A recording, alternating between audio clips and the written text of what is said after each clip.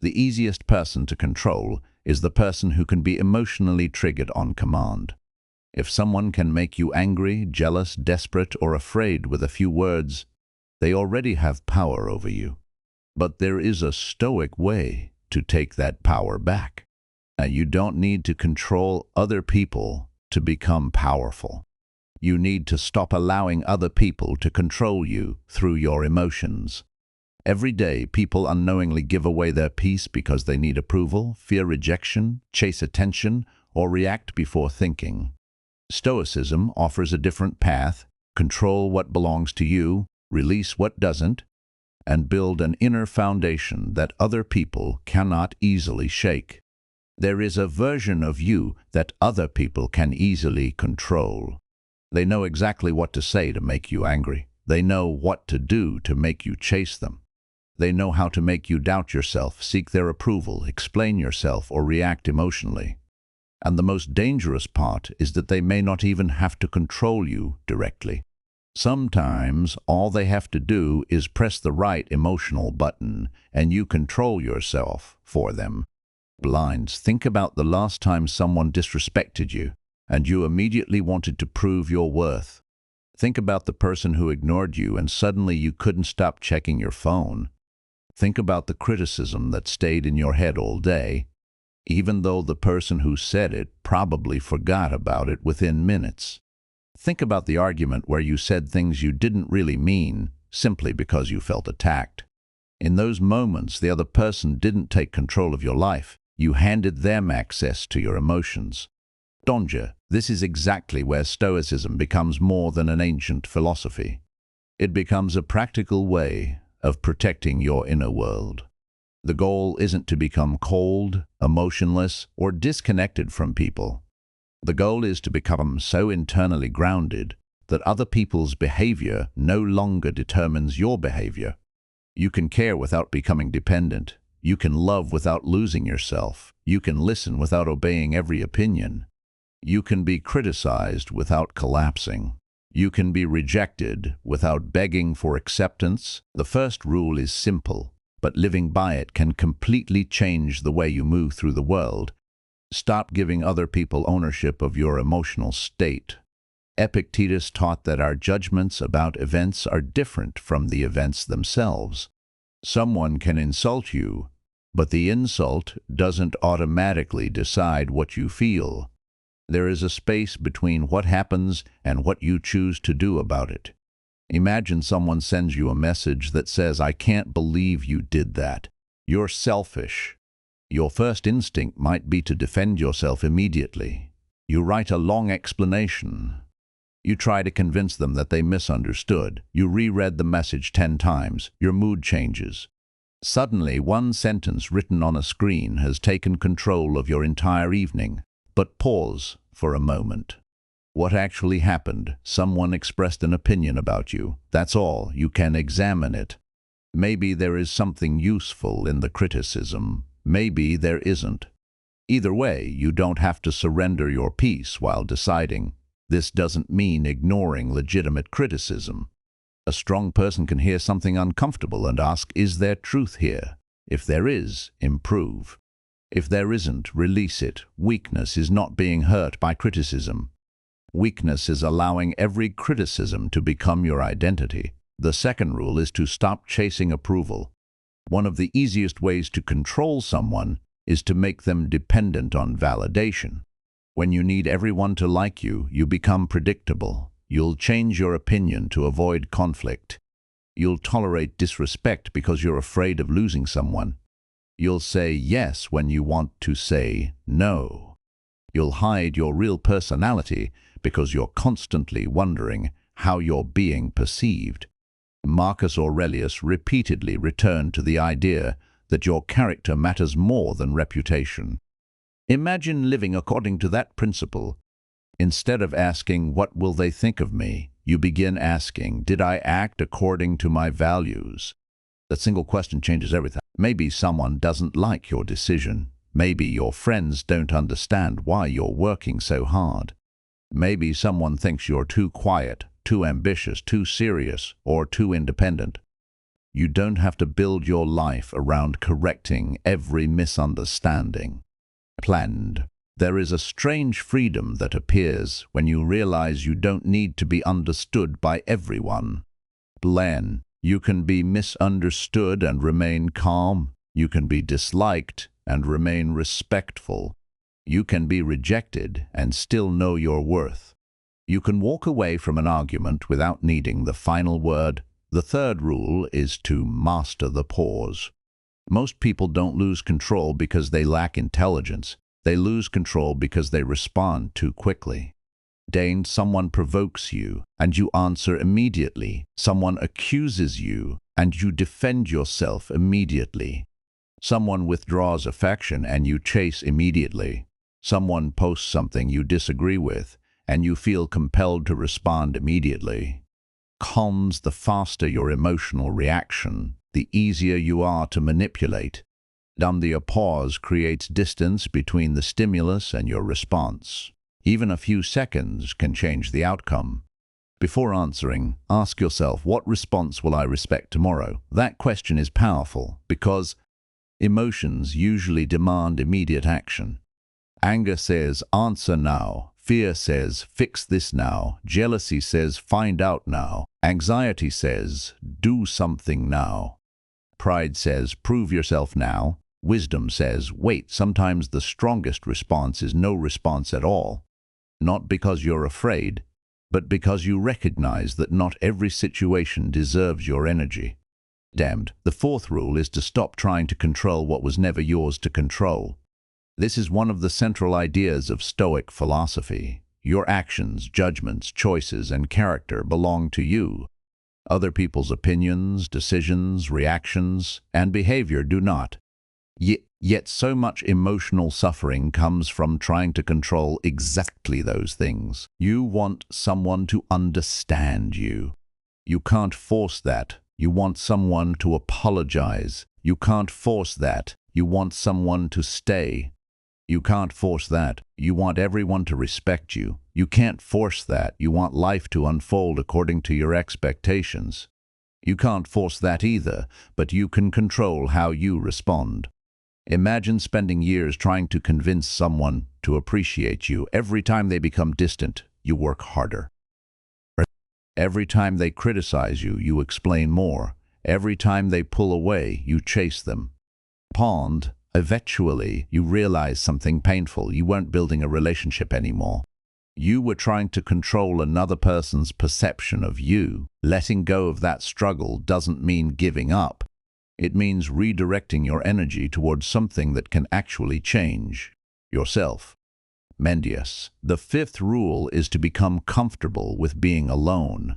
This may be one of the hardest forms of strength because loneliness can make people accept things they would normally reject. A person who is terrified of being alone may stay in a relationship that constantly humiliates them. They may remain friends with people who only contact them when they need something. They may tolerate manipulation because the alternative feels frightening. But when you become comfortable with your own company, your standards change. You no longer need someone simply because you're afraid of having nobody. You stop confusing attention with love. You stop confusing familiarity with loyalty. You stop confusing being wanted with being respected. Seneca wrote extensively about the value of solitude and the importance of being able to live with oneself. The point isn't to reject human connection. The point is to make sure your need for connection doesn't become a weakness that someone else can exploit. When you can stand alone, you can choose relationships instead of desperately needing them. The sixth rule is to make your values stronger than your emotions. Emotions are real, but they are not always good decision makers. You can be angry and still choose patience. You can be afraid and still choose courage. You can feel rejected and still choose dignity. You can feel jealous and still choose trust. You can feel like quitting and still keep your commitment. This is what emotional strength actually looks like. It isn't the absence of emotion. It is the ability to feel something intensely without automatically obeying it. Think about someone who insults you in public. Your anger might tell you to humiliate them back. Your pride might demand revenge. But your values might tell you that becoming the same kind of person you dislike isn't worth it. So you remain calm, not because you couldn't respond, but because you could. That distinction matters. Anyone can react. Strength is choosing your reaction. The seventh rule is perhaps the most important. Build a life that doesn't depend on anyone else's behavior. Polendius. If your happiness depends entirely on whether one person texts you, you're vulnerable. Don Just. If your confidence depends on compliments, you're vulnerable. Balian. If your peace depends on everyone agreeing with you, you're vulnerable. Manda. If your self-worth depends on being wanted, you're vulnerable. Dumbelians. But when your life is built around your own principles, meaningful work, personal discipline, healthy relationships, learning, responsibility, and character, something changes. Other people can still affect you, but they cannot easily control you. Then someone can leave, and you can grieve without destroying yourself. Being to someone can criticize you, and you can listen without losing your identity. Someone can reject you, and you can accept the reality without begging them to change their mind. Someone can betray you, and you can learn from it without allowing bitterness to become your personality. That is freedom. And perhaps the most misunderstood part of becoming difficult to control is that you don't become harder to love. You become harder to manipulate. There is a difference. You can still be kind. You can still forgive. You can still trust people. You can still love deeply. But your trust becomes conscious rather than automatic. Your kindness has boundaries. Your forgiveness doesn't require you to forget the lesson. Your love doesn't require you to abandon your self-respect. And you begin watching patterns instead of being hypnotized by promises. You stop asking only, what did they say? You start asking, what do they consistently do? Because that question can save you from years of disappointment. Because people can tell you anything. Words are easy. Patterns are harder to fake. If someone repeatedly disrespects you and then apologizes, don't only listen to the apology. Watch what happens. Next. Belinda. If someone repeatedly disappears and returns whenever they need something, don't become hypnotized by their temporary affection. If someone constantly criticizes your confidence, your goals, or your boundaries, ask yourself why they need you to become smaller. You don't have to accuse them. You don't have to create drama. You don't have to announce your departure with a speech. Sometimes you simply change your access. That is another form of Stoic strength, quiet decisions. The strongest person in the room, always the loudest. Sometimes it's the person who doesn't need to prove anything. They don't need to win every argument. Polengius. They don't need everyone to understand. They don't need revenge. They don't need to announce every boundary. They simply know what they will tolerate and what they won't. And once you reach that point, manipulation becomes much harder because manipulation depends on emotional instability. If someone knows they can make you angry, they have leverage. If they know they can make you jealous, they have leverage. If they know they can make you afraid of losing them, they have leverage. But when you become comfortable with uncertainty, comfortable with silence, comfortable with rejection, and comfortable with walking away from what violates your values, their leverage disappears. This is why Stoicism isn't about becoming emotionless. It's about becoming internally governed. You stop living like a puppet attached to everyone else's reactions. You begin living from the inside out. The next time someone tries to provoke you, pause.